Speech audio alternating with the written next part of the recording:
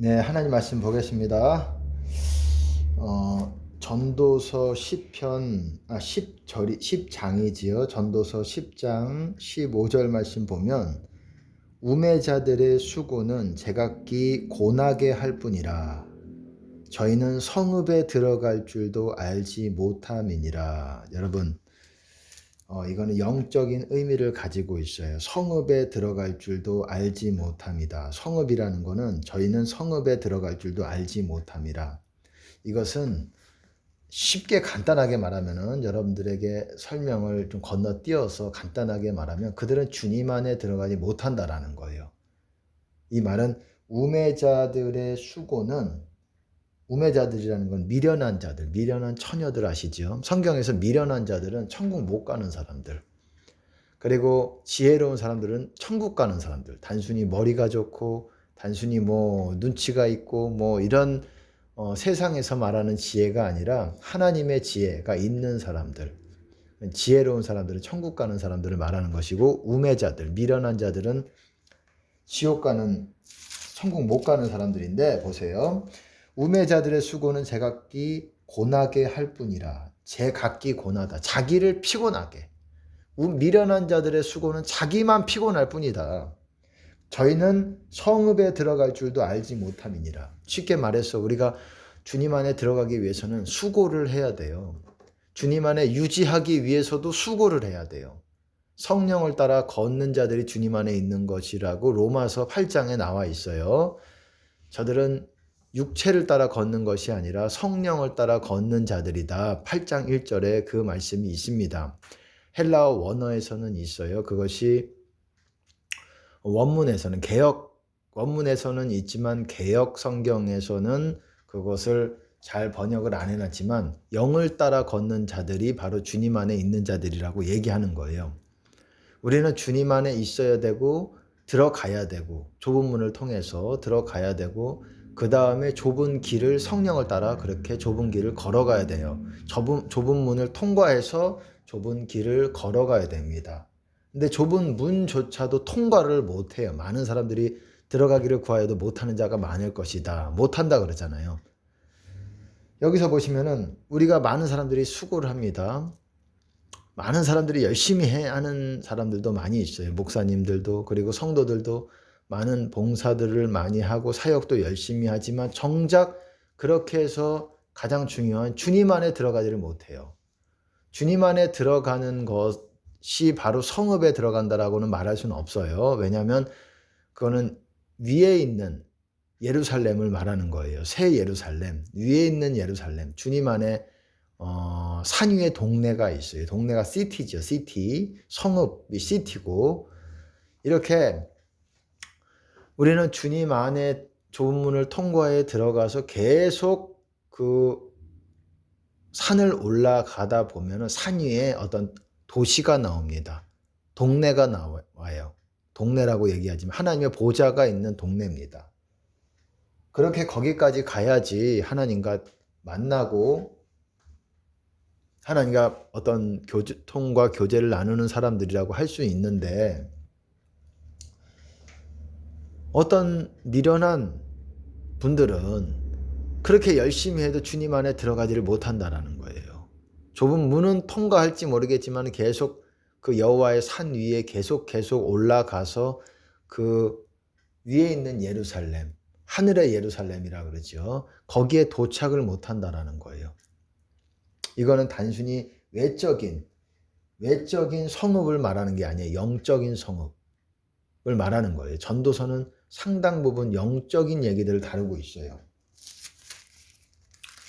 이 위에 있는 예루살렘, 하늘의 예루살렘에 들어가는 것이 바로 불을 켜는 것이고, 같은 말이에요. 불을 켜지는 거예요. 내 안에 불이 일어나게 되는 것이고, 그리고 또 무엇입니까? 흰옷을 입게 되는 거예요. 그런 말씀이 있잖아요.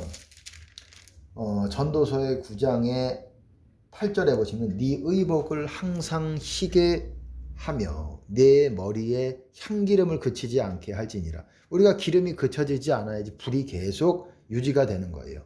그리고 의복이 항상 희어야지.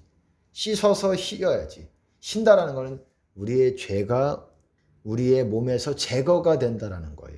예수님께서 바로 우리의 죄를 제거하시는, 도말하시는, 정결케 하시는, 씻어내시는, 그거는 용서의 수준을 뛰어넘는 거예요. 가장 구원의 기본적인 가장 최저 단위가, 가장 낮은 단위가 용서예요. 그게 가장 놀라운 거지만, 용서가 가장 놀라운 거지만 거기서 더 나아가서 죄를 제거를 해야 돼. 제거, 없앤다고요. 그래야 우리가 흰옷을 계속 입을 수가 있는 겁니다.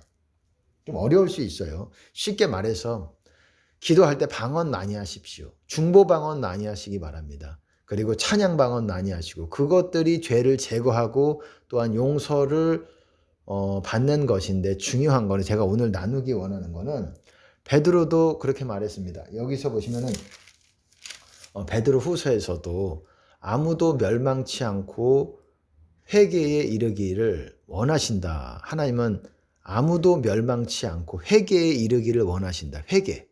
가장 중요한 게 회개라는 거예요. 제가 늘 말씀을 드려왔습니다. 회개가 가장 중요하다고. 회개라는 의미를 또 잘 모르죠. 회개가 가장 중요한 것이고,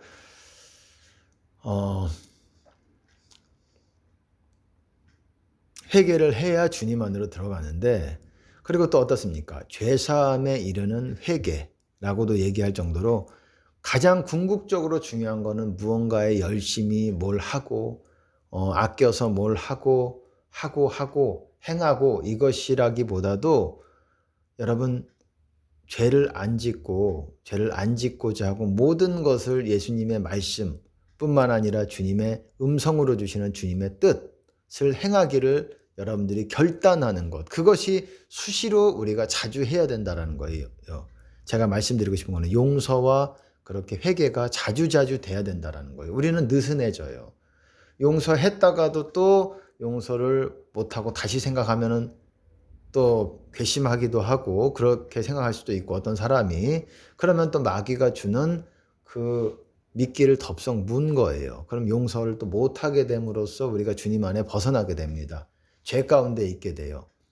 그러니까 용서와 회개, 그리고 주님이 음성으로 주시는 어떤 하나님의 뜻, 그것도 다 지켜서 그 안에 들어와 있어야지 주님 안에 있고, 마귀 공격도 상당 부분 차단이 됩니다. 그게 돼야. 그 다음에 방언을 할 때 방언이 받아들여져서 주님 안으로 깊이 들어갈 수 있는 것이고, 마귀 공격도 그때 회개 없이 축사는 여러분 의미가 별로 없어요. 회개 없이 축사는 별로 의미가 없습니다. 왜냐하면 회개 안 하면 다시 또 마귀가 들어가는데, 다시 마귀 공격에 노출이 돼 있는데, 회개가 돼야 우리가 주님 안에서 마귀 공격에 완전한 방어벽이 세워지게 되는데, 그것이 허물어졌는데 뭐 마귀가 또 공격하지요. 시간차로 조금 있다가 다시 공격할 뿐이에요. 우리는 그 방어벽을 영광으로 이렇게 채워야 되는 것입니다. 사람들이 성령 충만 불 받아라 뭐 이렇게 말하지만 회개 없이 되질 않아요. 궁극적으로 성경에서 말하는 거는 궁극적으로 회개라는 거예요. 회개라는 거는 용서와 회개. 회개는 쉽게 말해서 신약에서는 예수님의 모든 말씀, 계명이죠. 계명들, 그거를 다 모두 하나도 빼놓지 말고 다 지키는 상태 안에 있는 것, 지키고자 결단한 상태 안에 있는 것, 이게 회개입니다. 결단을 해야 돼요. 내가 다 요것도 지켜야 돼요. 그런 차원에서 여러분들이 말씀을 봐야 돼요. 예수님의 계명들을 서로 사랑하라, 뭐 가장 잘 알고 있는 계명이죠. 뿐만 아니라 한 30여 가지가 제가 있다고 말씀을 드렸어요. 제 유튜브 설교를 찾아보십시오. 예수님 계명 30여 가지를.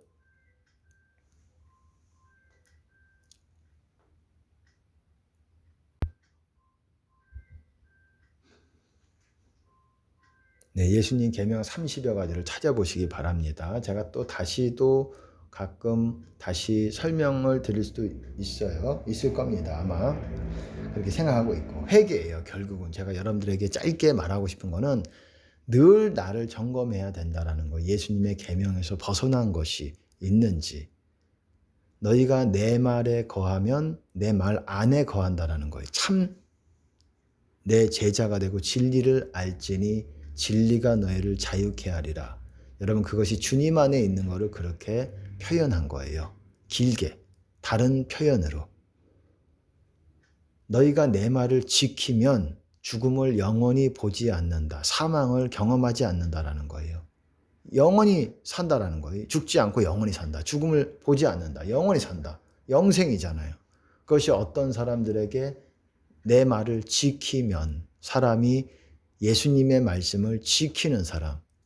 그래서 그거를 자꾸 봐야 돼요. 여러분이 은사를 가지고 예언 사역을 한다. 은사를 가지고 기름 부음 사역을 한다. 이게 중요하지만 이런 것도 필요하지만 은사적으로도 여러분들이 하나님께 쓰임 받고 하겠지만 그것보다도 항상 나를 점검해야 되는 것이 회개가 돼 있냐. 용서 회개. 그걸 좀 더 길게 얘기하면 용서 회개.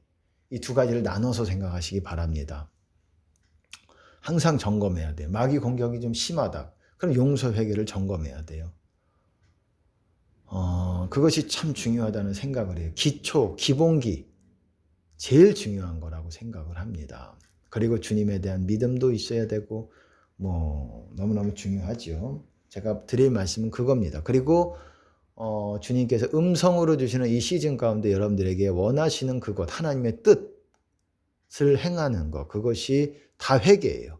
그것까지. 그러니까 성경에 기록된, 특별히 사복음서에 기록된 예수님의 계명들 30여 가지를 다 지키는 것과 용서와 그리고 주님이 음성으로 여러분에게 마음속으로 마음 가운데 주시는 그 음성 명령들, 하나님의 뜻이라고도 할 수 있죠. 그거를 행하는 것. 그것이 다 회개라고 할 수가 있어요. 그런 사람이 의인이라고 말할 수가 있는 거예요. 의인이 천국에 들어가는 거예요. 의인 천국, 악인 지옥이에요. 죄인이 지옥에 들어가는 거예요. 계명을 지키는 자는 화를 모를 거라고 그랬습니다. 화를 모른다. 재앙을 경험하지 않는다라는 거예요. 여러분 성경에서 신구약에서 말하는 것이 무엇입니까?